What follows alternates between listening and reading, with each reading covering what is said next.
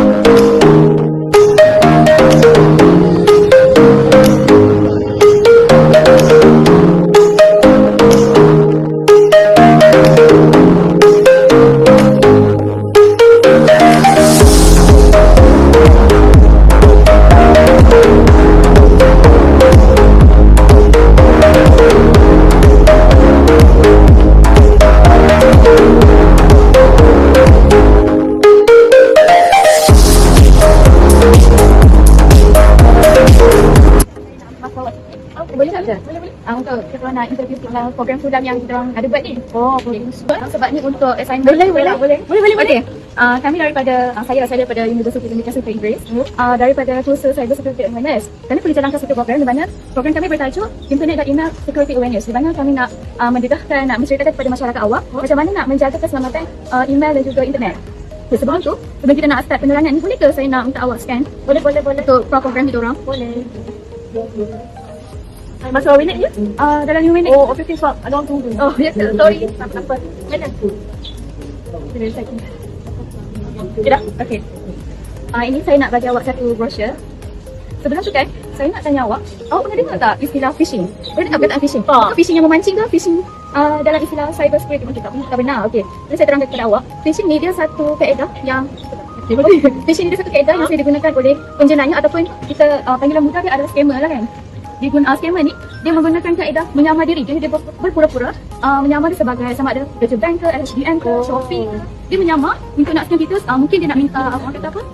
Maklumat pribadi kita melalui mesej ke apa ke. Kadang-kadang dia mesej kita dengan saya saja nak minta nombor IC, nombor OTP apa semua kan. Jadi seperti kita tahu kan, kalau macam bank ni dia tak akan pernah minta nombor OTP melalui link ataupun mesej ke apa-apa. Jadi kalau awak dapat link mana-mana, awak jangan tekan tau sebab itu adalah taktik scammer untuk dia nak scam kita.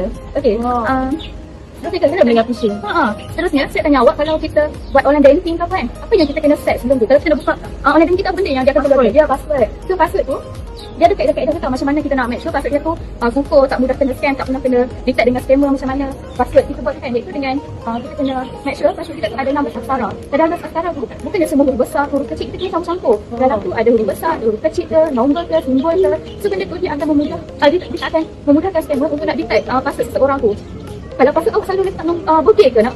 Tak kan? Sebab kalau macam nombor birthday ke ataupun nombor yang macam 1, 2, 3 yang ikut urutan tu, yang tu scammer sangat mudah nak detect lah password kita untuk dia nak orang kata apa, nak scam kita ke whatever kan, untuk nak login kita punya account bank ke apa kan. Okay, saya pada tu kalau lepas kita dah set password kan, selalunya dia akan send kat kita nombor apa? Kod apa? OTP. Okay, kod OTP. Kod OTP tu, kod OTP tu dia ada dua tau, OTP dan HOTP. Awak tahu tak beza dua-dua tu? Tahu tak? Kalau OTP ni kan, dia merupakan kod nombor yang masa luput dia tak lebih daripada 30 saat. Tapi kalau HOTP ni dia menggunakan kiraan transaksi. Jadi antara OTP dengan HOTP dah lebih selamat. Sebab kan contohlah awak dah set password, lepas tu dah set, dah letak dah nombor kod OTP tu, tiba-tiba line tak ada, so awak akan log out. Bila awak log out, nombor OTP tu awak tak akan guna dah, dia ada luput dah sebab dia tak akan lebih daripada 30 saat, dia kurang daripada 30 saat. So itulah kelebihan OTP. Biasa punya login hantar. Kan? Okay, kalau yang seterusnya, kalau tengok dekat sini kan, dia dekat situ proses inskripsi data. Tahu tak proses tu inskripsi data tu apa? Betul. Okay, inskripsi data tu proses pertukaran data kepada kod rahsia supaya orang tahu apa benda mesej yang kita hantar dekat orang tu. Dia ada dua jenis tau, iaitu inskripsi hujung ke hujung dengan inskripsi biasa. Awak tahu inskripsi hujung ke berapa? Hujung ke hujung, tahu ke berapa? Tak tahu. Mesej ke? Dia macam mesej, tapi beza dia inskripsi hujung ke hujung ni, data yang kita nak sampaikan ke orang tu dia direct sampai. Ini tak adalah orang ketiga yang tahu. Mesej kita tu selalunya kita guna WhatsApp lah kan. Awak nak check crush awak kan? Aduh, dapat kat crush awak tu, betul kan? Iya, tak pasti pula. Okey. Last sekali, untuk statistik kerugian scam di Malaysia. Kau tahu kan kalau dekat sini kita ada pelaburan, ada Google Scam, ada e-dagang kan. Kita tengok dekat e-dagang tu. Dekat situ ada kerugian sebanyak 365 juta yang meliputi kes 33,073 kes. Maknanya kes scammer ni paling banyak di Malaysia, paling tinggi yang menyebabkan ramailah yang terlibat dengan masalah ni. Jadi untuk kita nak elakkan benda-benda ini, kita kena buat macam yang saya terang pada awal tadi lah. Kita kena set password dengan betul, lepas tu jangan tekan link yang meragu-ragukan. So itulah cara untuk kita nak elakkan diri kita daripada scammer. Yes, awak faham ke apa yang saya terangkan? Ya, kita kena merupakan langkah berjaga-jaga supaya tak kena scam. Betul, pandai lah awak ni. Okay, terima kasih sebab sudi luangkan masa untuk nak join saya punya program ni. Selepas ni boleh tak saya nak minta awak scan lagi satu kod QR untuk masuk program? Sebabnya dah masa untuk join program ni, sebelum tu saya ada sedikit sabar hati lah sebab sudi jadi responden untuk saya hari ni. Ada kitchen. Kitchen tu kita orang buat sendiri tau, tak ada jumpa kat kedai, limited edition. Kita ambil apa tak? Boleh. Sekejap dekat. Tak sudi kalau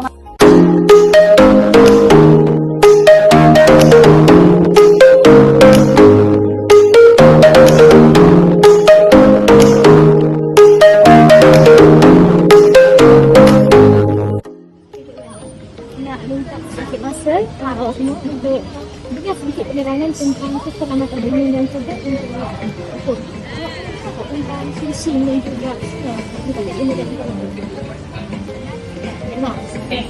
Jadi awak tahu kita sampai dekat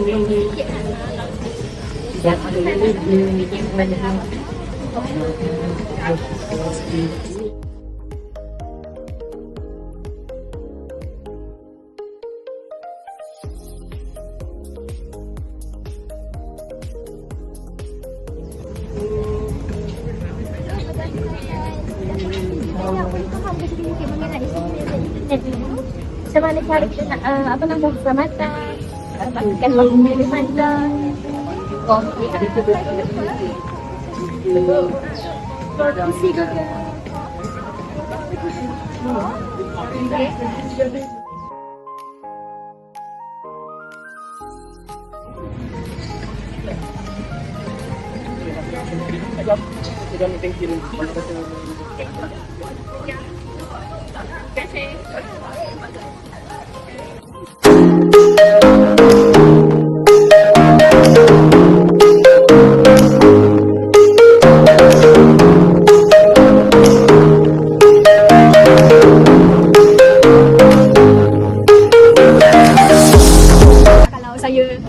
Tak benar untuk berapa tujuan bagi video saya boleh.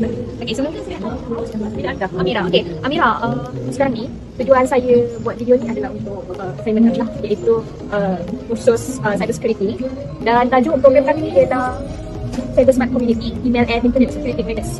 Jadi kat sini saya nak bagi awak ini projek berkaitan dengan tajuk program kami ni. Lain lah. Okay. Saya nak awak baca ni tentang cyber security untuk keselamatan internet. Jadi berdasarkan yang ni, saya nak minta awak tolong jawab ni. Berkaitan saya nak tujuan program kami pun untuk mengetahui dan tingkatkan kefahaman orang ramai sama sekali macam.